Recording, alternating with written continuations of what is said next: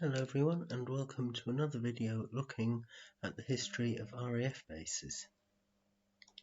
The subject of this video is RAF Holme and Spalding Moor.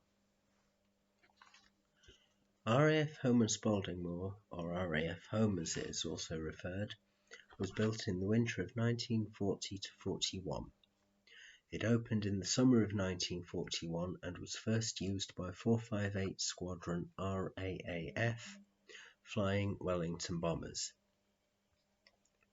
In early 1942 the runways were lengthened and the airfield was briefly used by 460 Squadron before that September saw the arrival of 101 Squadron who flew Lancasters.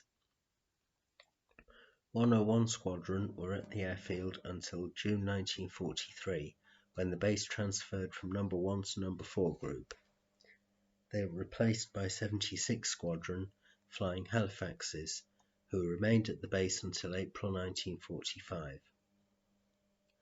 At the end of the war in Europe, the airfield transferred to Transport Command, being put onto care and maintenance that October.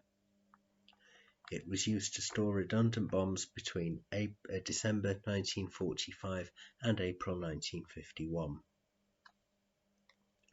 Between 1951 and 1954, it was used as a relief landing ground for a flying school, and in 1954 it was transferred to the US Air Force for a couple of years.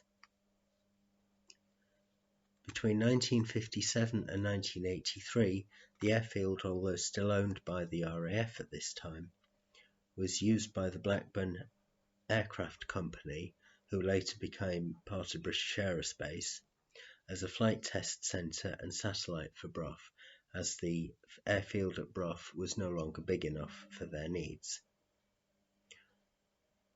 In 1984 the airfield was sold, being turned into an industrial estate.